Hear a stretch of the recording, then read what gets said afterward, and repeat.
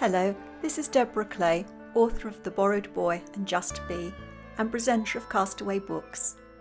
Every week I invite one of my favourite authors to tell me about the books which have inspired their life and influenced their writing. This week's guest is Kirsten Hesketh, author of Another Us and, writing as Poppy Cooper, The Post Office Girls.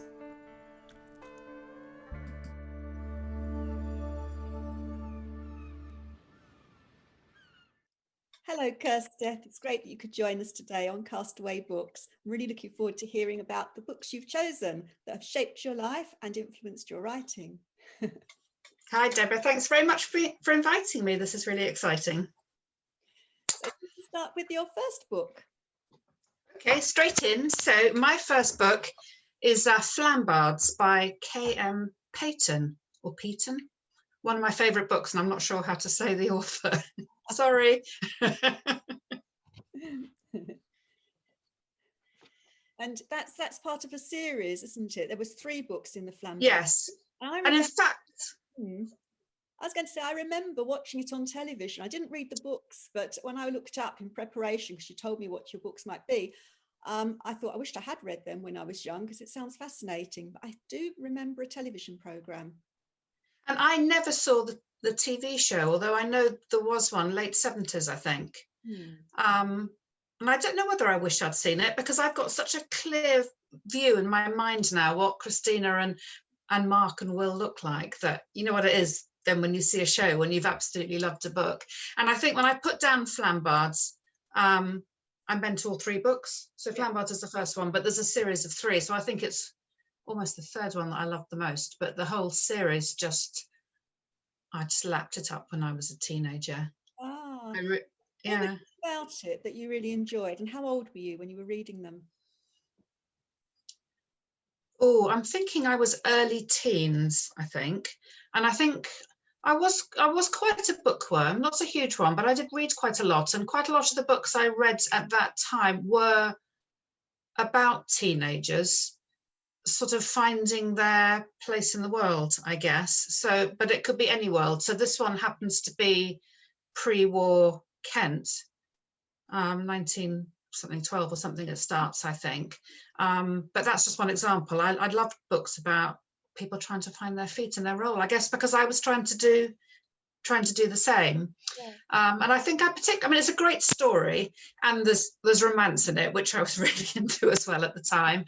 But the heroine, Christina, is an orphan, and she basically has to start again in the countryside. I think she'd lived in the town before she moved to the countryside with her uncle and her 2 cousins, and basically has to almost reinvent herself. And I had a childhood which involved traveling around. I wasn't an orphan by any means, but we traveled around from place to place. So I think I identified with the being plonked out of somewhere you're used to being and having to find yourself somewhere quite different, I guess, and making that work for you. You said that you moved 8 times before you were 12, and you were in some very exotic places like Malaysia. One exotic. Yes, we moved to Malaysia. Was Malaya then, but Malaysia now, when I was 3, I think, and lived there for a good few years, moving around while we were there, and then came back to London, and then moved out to Buckinghamshire. But several houses in each of those places, and all 3 quite different places, and several schools, different types of schools in each of them as well. So I think I kind of became quite used to having to fit in with new groups of people, and just the different ways that things were done, and not, I was going to say reinventing myself, and that's not true. I don't think I really changed who I was inside, but things like I became quite good at changing my accent. So for example, we moved from London out to South Buckinghamshire when I was about 12, and it's probably only 20 miles, but just some things were different. And I remember in London, for some reason, we always said and all at the end of every sentence. I'm going to the shops and all, and that wasn't done. So I don't know, I just learned pretty quickly. It's interesting, isn't it, how especially young girls do adapt and change their behaviour to model those people around them. It's instinctive, I think, isn't it, in a way?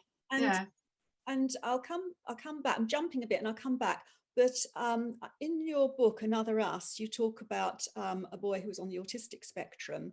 And I was doing some research a lot on that, because there's a character in my book, Just Be, who's on the spectrum. And I read that young women are very rarely diagnosed because young women are so good at modeling themselves and other people to fit in. And so they often isn't picked up. And that's really interesting. Really interesting. And I think that's true, isn't it? So far fewer girls are picked up as children in particular, because they are just watching and mimicking their peers. I think we all do it too. Yes, we get very I notice now as sorry, we're deviating, but I notice now I run focus groups for a living. So not at the moment, but usually I travel up and down the country interviewing groups of people about everything under the sun. And my accent definitely wobbles a bit when I when I listen back to the tapes. And I don't mean to, but I don't know. You find yourself mimicking the people that you're interviewing. It's not. I don't suddenly come out with like my husband's a Scouse accent, for example, because I wouldn't be able to, and that would be kind of deeply patronising, wouldn't it? It's really, really bad. I think. Like something out of but just sometimes I notice I'm just a bit posher or less posh, and that, again, I don't think that's necessarily been a conscious decision. It's just, I don't know, maybe trying to fit in or get people to open out to you more quickly or whatever. It's very. Do you think that it it was character developing, or did it affect you adversely at such a young age, having to keep adapting, not just adapting to the different environments and schools, but friendship groups are so important when you're around sort of 8 to 14, 15. Did that make it difficult for you? I mean, what was the lasting effect of that on you? I don't think it made it difficult. I think it was just different. I think as I've grown older, I think I can make friends or reach out to people quite quickly now, and you know, they don't always become friends, but to try and find common ground, because I was used to having to do that. I think one thing I've noticed maybe compared to other people is that I'm also better at letting go of friends, maybe because I was used to doing that as well as a child, that friendships weren't often for life, because we didn't have the internet and all that kind of thing then. You couldn't keep in touch through social media. When you'd gone except for letters. And so I was used to saying goodbye to people, and maybe now that's something that, I don't know if that's a good or a bad thing. If something's not right, I can walk away. Does that make sense? It does, because I'm the opposite. Okay. I find it really hard when people sort of disappear from my life. I grieve over, like, what did I do? How did I hurt you? Wrong. No, that's interesting. Yeah. But I do remember thinking as well that I don't think my childhood was bad, but I remember thinking that I want my children to know where they come from, because if somebody says to me, "Where are you from?" I don't really know. I spent the first couple of years in London, and then in Malaysia, and then back in London, and then eventually in Buckinghamshire, and then since, you know, all over the place now since I've been an adult. But I don't know where I'm from. Like my husband can say he's from Liverpool. He lived there until he was 18 and went to university. And so I think I wanted my children to know where they're from. So in fact, having moved around a lot as a kid, we've now been in Oxfordshire. We've had this house for 20 years. So they know where they're from, and that was important to me. Yeah. But having said that, in the middle, we went off and lived in the States. So anyway. I'm going to just nosy, before I move on to your next book, just nosy, why were you travelling so much? Was it one of your parents' work? Yeah, my dad worked for what was Beecham's at the time. It's now been swept up into SmithKline or GlaxoSmithKline or one of those, I forget. But he worked for Beecham's, and he went out to run their Southeast Asia office from Kuala Lumpur in Malaysia. So we all went out, and yeah, I think it was great. I mean, what I remember of it, but I remember my friends and my schools, and not particularly what Malaya was like. You know, I remember my little world. And then, yeah, the assignment finished and we came back to the UK. And have you been back there as an adult? I have. Yes, I have a couple of times. I went once Just when I was finishing university, we went back as a family, actually, because we still had my aunt and uncle happened to live out there. So we went to stay with them. And then we went back again. I took my family back probably about 5 years ago. And I was all like, right, I'll be able to show you around Kuala Lumpur, KL. I remember it all. And we'll do this, we do that. And we went back and it's just didn't recognize a thing. It just probably changed. I mean, just even like when we were out there, nothing was taller than a palm tree, you know, it was just and now it's skyscrapers and just a really sort of modern city. I had about 8 years between going to Singapore, and the landscape there completely changed with all the reclamation of the land from the sea and all the developments there. I mean, they just change beyond recognition. Yeah, I might as well never have been there because I didn't recognize a thing, and that cut me down to size. Okay, good. And second book, please. Yes, my second book, quite different, and it's not fiction. It's called The Making of the English Landscape by W.G. Hoskins. I'm all for the initials and the title names, aren't I? And I love this book. Did you know this book? No, but when I read your description about it and looked it up, I thought I've got to read it. Oh, it's just brilliant. I think I actually read it. I'd done science A levels, and I don't know why, because I hated them, and so I wanted to go to university and do geography, and I was studying for the entrance exams. I think that's why I first came across it, but it's just brilliant, and it's just about how generations and generations of people have left their mark on the English landscape, and that's what we see. So it's not just the rocks and whatever else, it's what man has done over thousands of years. Every field pattern, or the way the roads go, or why the church is there, or the names of the villages. And I don't know, it just entranced me just as a teen, and yeah, I still have it, and I still dip into it. It's interesting, the books that we read at that stage in our life, how much they shape and influence us. We're learning everything, we absorb everything, and we just carry that with us, don't we? It obviously influenced your course and where you went from there. Yeah, it did. I wanted to do geography at university, and I actually specialised once I got there in social history, which picked up on a lot of the things that were in the book, and also how you could look at old literature and old pictures, and from that discover how people were using the land, what the society was like, and it was just fabulous. And I mean, it kind of applies to cities as well, because I lived in London for a long time, but even there you can walk around the city of London, and just the juxtaposition of the really new and the really old, and all the all the generations that have gone before us.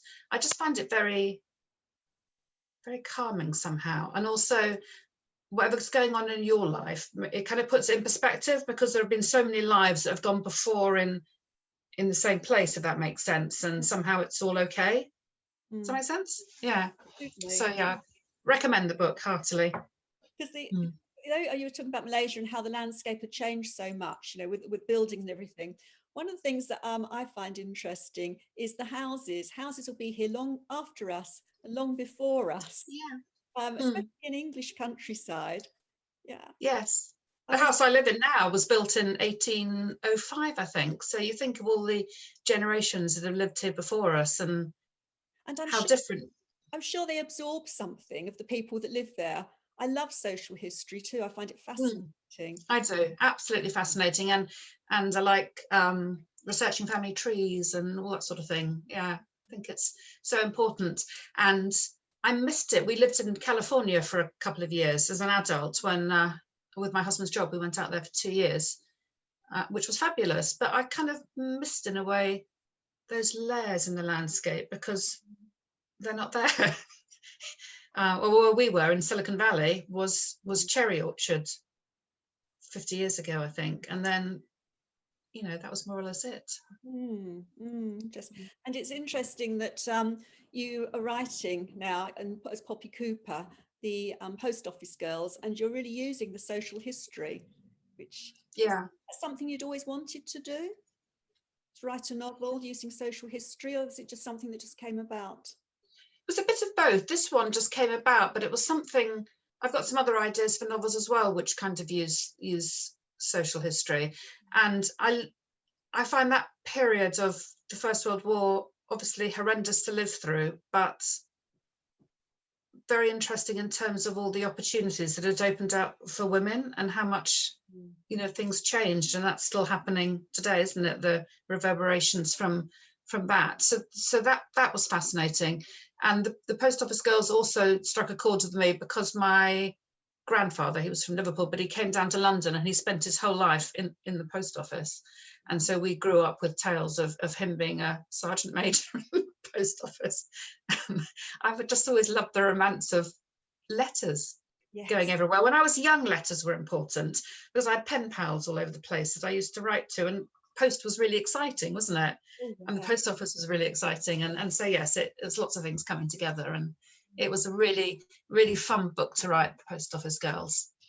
Quite tricky because everything's been shut. All the libraries have been shut and the museums have been shut, but luckily there's a lot of stuff online as well. I'm really looking forward to reading that one. And it comes out in February? It comes out in May in paperback, and before that in ebook. I think in April in ebook. Lovely, sorry. That's all right, no problem at all. It's going to be quick though. It can go around quickly.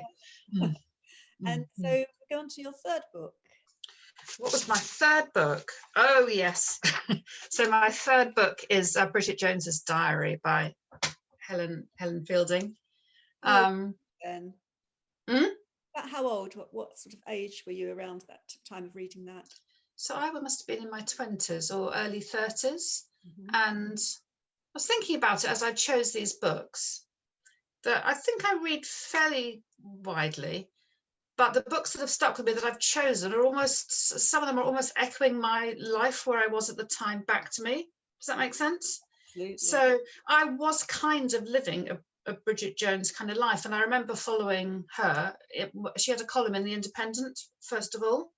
And I used to devour that. And I just used to find it hilarious because she was obsessed with how much she was drinking, how much she weighed. And men, basically. And it sounds really shallow now, but that's a lot of what me and my mates were talking about as well. It was like, oh my God, am I going to meet a man, or I've drunk too much, or if I could just lose half a stone, my life will be absolutely perfect. And I just found it really funny. And the book was great. And her life was just so much more chaotic than mine that actually made me feel quite good about mine. Because hers is kind of quite exaggerated, isn't it? So I thought, actually, I'm reasonably on track compared to that. So yeah, that really touched a nerve with me. So you'd left university then with your geography, social history degree, and you were living in London, I think then, weren't you? Yes. So I went down to London straight after uni, and I joined an advertising agency on a graduate training program, and I thought that would be really fun and exciting and quite creative, and it was great for a couple of years, and it also wasn't really me at all. So I was having great fun. I was sharing a flat with friends, and we had a flat in Hampstead Garden Suburb, actually on the A1. It was very, very noisy, but it doesn't matter when you're young, does it?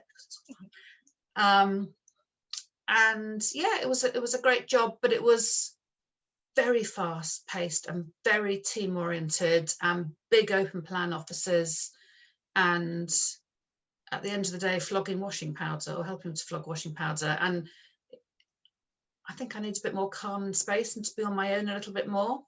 So I loved it, and I stayed there for 2 years, and then I went off and traveled around the world with a friend for 18 months. And then when I came back, I joined a market research company where I was running focus groups, and I loved that actually. I still do that. I mean, 30 years later, I'm still doing that, although I've got my own company now. And I love that because you get given a brief, and then you go out to talk to people and you interview them, and then you basically put together the story of what they've told you and have to sell it back to your client. So it's a bit like, you know, writing books in a way. Yes, so. I do a very similar thing, but in health and social care. So when I worked for I used to work for the Audit Commission, Healthcare Commission, and so I would say I was doing a national report on I don't know, maybe autism or something. So I'd have all the people coming in, I'd talk to them, and carers and family, and I would get all of the information from the people with that experience, and then put it back. So yes, it's fantastic, isn't it? And then you sift through it and you work out And how you're going to structure it. And to make sense of it. Yeah. Yes, absolutely. I love that. And it's quite like writing a book in a way, isn't it? You've got the kind of raw material in your ideas, but you've got to make it credible and, you know, make the stories sing, and hopefully it talks to people. So yeah, lots of parallels, I think. Yes. So how did you move from that to writing, or did writing come alongside that? Writing came along much later. I mean, I really was probably late 40s before I even thought about writing, and it had always been one of those things that I was going to do. But then I've said that about lots of things. I've said, oh, I'd like to do a PhD, for example, or I'd like to run a marathon, which I'm certainly never going to do now. And so that just bubbled along as an idea, I think, until I had a time when I was very quiet at work. And I was sitting with another qualitative researcher, my best friend, who called me out and said, you've always gone on about wanting to write a novel, so stop moaning that you're quiet at work and get on and write your novel. And that was the catalyst, really. So as I say, it was quite late. It was after all my 5 books that I've mentioned here. So we're running forward then in your life. So you're in your 20s, you're living in a house share with some girls, and then you went traveling. Am I right in thinking that's where you met your husband at that time? No, that was it. That was later. So at that point in my 20s, I just went off for a year with a friend from the advertising agency, and we just backpacked around India and China and Burma, and then I spent 6 months in Australia, saving enough money to get home, and it was just a brilliant, breezy adventure. And I remember thinking that I would travel like this for my whole life, but of course you don't, do you? And then I came back, set my own market research company up a few years later. And so I was in my early 30s by the time I met my husband. And I mean, my friends were like moaning that our biological clocks were ticking. And I'd actually just placed an ad in Time Out with a friend. We were having a laugh to see like a Lonely Hearts ad. And I had 792 replies. Whoa. You had to call them up because it was before computers. They left voicemails for you, and you called up to listen to your voicemails. And I remember you had to go through all the messages to hear the new ones. And my phone bill was about like 500 quid per quarter, which was a fortune then. And I was just going for people who were like 6 foot tall and probably worked in the city, and who had a nice accent, a nice job. And then in the middle of all that, I went on holiday to Peru, and I met this guy, and we laugh about it because I said, if you'd called up and answered my ad, I would have deleted you because you didn't fit what I thought I was looking for, because you're not 6 foot tall and you're from Liverpool and you worked in Bracknell in computers and you'd been divorced, and it would have been quite oops. And then we fell in love. And sounds like there's a novel there, doesn't it? There's a there to be waiting to be written. Yes, absolutely. It was very bizarre. But even then I said, but I'm halfway through all the 792. So when we get back from Peru, you'll have to join the queue. Viewers might notice some continuity issues, and if not, you can play Spot the Difference, because Kirsten and I had to record the second half again because of internet connection issues, with everybody probably being on Zoom at exactly the same time. So this is the following day. We've done our best to recreate the same outfits. But you can amuse yourselves with Spot the Difference. There we go. It's cloudy today as well, and it was sunny yesterday, I think. Yes, I'm sure there's lighting feels different. Anyway, I'm sure there's a few differences. Anyway, if we're now moving on to your 4th book choice, Kirsten. Yes. So my 4th choice is Rachel's Holiday by Marian Keyes. To be honest, I could have chosen just about any Marian Keyes book, but I think Rachel's Holiday was the first one that I read, and I came quite late to her. But oh wow, I love the way she writes. I love the way that she takes subjects that are pretty deep, really. So Rachel's Holiday is about addiction, full-blown drug addiction and rehab, and her other books are about bereavement or grief or alcoholism or, you know, heavy stuff, but she just writes about them so warmly and so wisely, and she's just so funny. Yeah. And I think that showed me that in writing you can kind of take any subject really, and you can, not to be afraid to show the light and the shade, to have the funny alongside the serious. I think she's brilliant at that. So yes, I loved that book. Which I think you do very well in Another Us. It's something that I try to do as well, because when I write about some protagonists who have very difficult lives, and I think it's a real art to get the humour and the pathos, which you achieve wonderfully. Oh, thank you. That's really kind. I have to say, every time anyone says my writing reminds them of Marian Keyes, I'm so thrilled. Yeah, it does, very much so. Readers of Marian Keyes will definitely enjoy your work. Yeah, brilliant. That's so super to hear. Thank you. But no, she's fabulous. I think she's great. And I just read, I think on Twitter the other day, I know you can't believe everything you see, that what her next book is going to have Rachel in it, and I presume that meant Rachel from Rachel's Holiday. And I don't know, I just felt so excited, like I was about to see an old friend after a long time. So it's wonderful when an author makes you feel that you know the people. I'm the same. You look for a book because you want to spend more time with that person, that protagonist. Absolutely. And I was just thinking, I'm dying to find out what's happened to her in the intervening years, and how she is, and how Luke is, and Oh, we look like she's a friend, which she is in a way. So yes, that automatically went on my list right to the top. So I jumped ahead a little bit in your life story, because you were talking about meeting your husband in Peru when we were talking about book 3. So where were you in your life now? You're with your husband. You're living in... So I married the man I met in Peru, as you do. He's not Peruvian, he's a Scouser. And we lived in London, where I was living, in Islington, very briefly, but he works in Bracknell, so we couldn't get his kind of reverse commute to work. So we moved out to Oxfordshire, where we are at the moment, actually. And I think by the time I read Marian Keyes, my son had been born, because he came along fairly soon afterwards. So I was a mum with a little kid, and we might even have moved to America, which we did when he was 18 months. So yes, all change in my life, actually. That was a big deal, coping with a move to California with an 18-month-old baby. It was. I remember he must have been slightly younger than 18 months, because he had just started walking, and that's always a big thing, isn't it, when they're just off as well. And no, it was amazing. I loved California, and it kind of made me become a full-time mum, because I couldn't work out there. I didn't have a visa. I was just there with my husband's visa. So, and then my daughter was born out in America, actually. So she's a little American. So so I had a few years of being... Has she got an American visa, your daughter? She's got American passport. Yeah, she's a full citizen. She lived there for less time than all of us, because she, we'd been there, and then she was born. But because she was born there, she gets the nationality, so she could vote in the election, because she's just turned 18. Did she vote? Good for her. And I hope I know how she voted. I won't ask. And what about your son?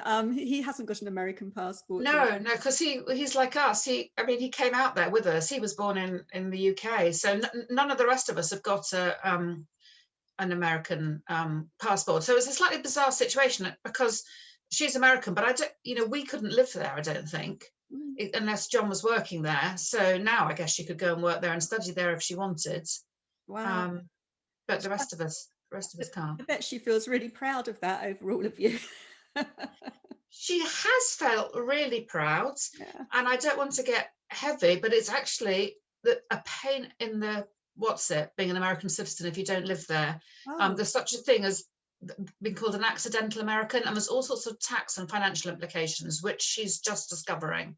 So but it does mean if she ever wants to go and study there or work there, she could. So sounds like the name of another book, The Accidental American. Absolutely. That'd be quite fun, wouldn't it? And California's fab. So so that's where I was when I read Marian Keyes. Yeah. And so we move on to your 5th book. So my 5th book, another cracker is The Rosie Project by Graham Simpson. And I think, again, there's a theme with my books, isn't there, that they make me laugh, but they've got a kind of serious undertone to them. So this book it doesn't actually mention that the protagonist is on the autistic spectrum, but he clearly is. And it is just, have you read it? It's just... yes, I've read all of the series. Yeah, they're just so funny, aren't they? Love them. Yes, they are. And not just like giggle funny, just some bits literally got me snorting. I can remember just laughing and my tummy aching, and just absolutely brilliant. And again, just a classic example of taking any subject that you want and you can make it funny. Without taking away from the seriousness, if that makes sense. I'm exactly the same, because I just love the pathos and humour, which is why I loved Another Us, which is because it fits with the way I write. And so the books you're choosing are similar to the books that I love as well. And hopefully our readers. Hopefully.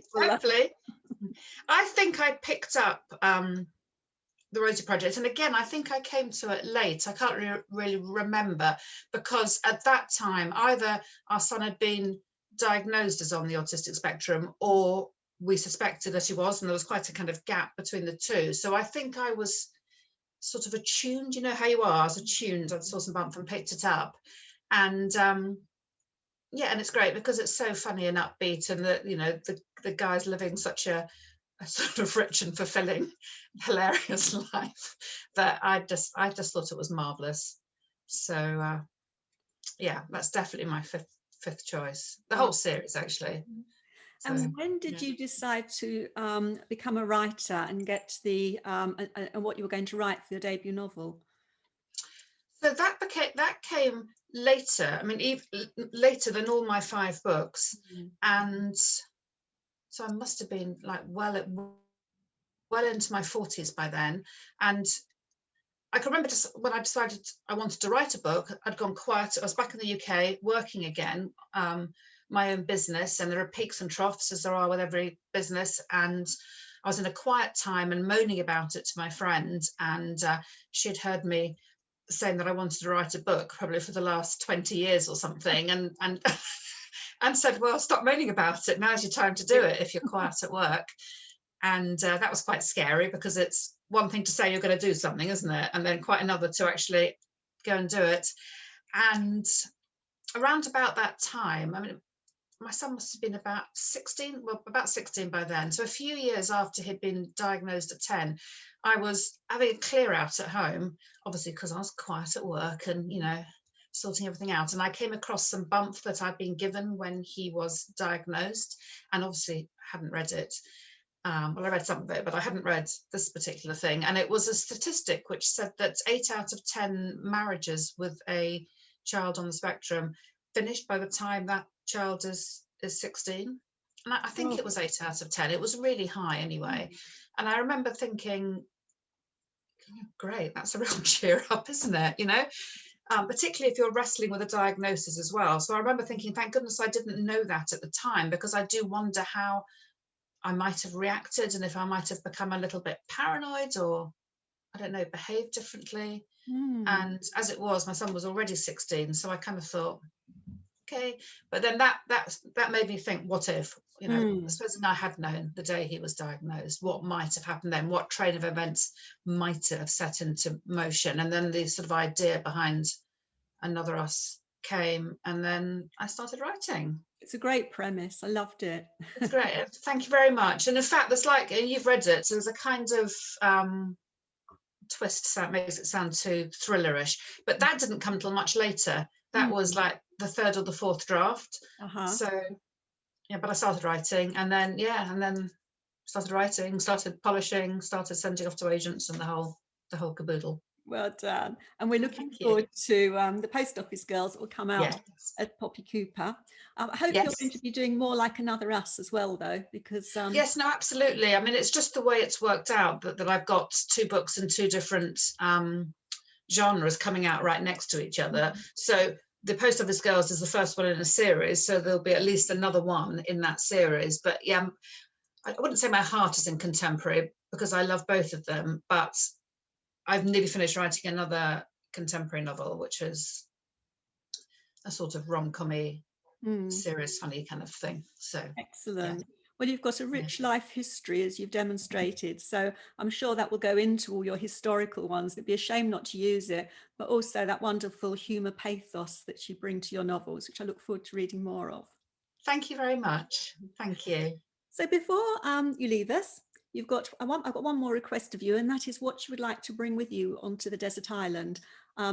I'm going to give you all the books you've asked for, plenty of writing paper, so something other than reading and writing, because otherwise all of the authors would just want to be able to write and to read. They're very predictable. Well, it's books of a sort that I would bring with me, but it's photo books of my family, if they're not on the desert island with me. Excellent. So my family, my extended family, my pets, however many I can bring to look at. That's excellent. While I'm getting my tan on the island. We won't rescue you too soon. We'll let you have a little break and catch up on all your reading. Wait till you've written another novel for us, and then we'll let you off. Absolutely. That would be quite nice, actually, wouldn't it? Like the ultimate retreat. I'd need chocolate though as well. Yeah, the food might be a problem. We'll bring you have food deliveries. Thank you. All right. Well, really enjoyed talking to you, Kirsten. And congratulations on your next novel coming out and the success of Another Us. And congratulations to you too, and good luck with your next novel as well. And thank you very much for having me. I've really enjoyed it. You're welcome. Goodbye. Bye-bye. I hope you enjoyed listening to this week's episode of Castaway Books. References for all of the books discussed in this show can be found on my website, which is www.abrakdeborah.wordpress.com. It's the letter K and then my name, Deborah, Deborah. So until next week, goodbye.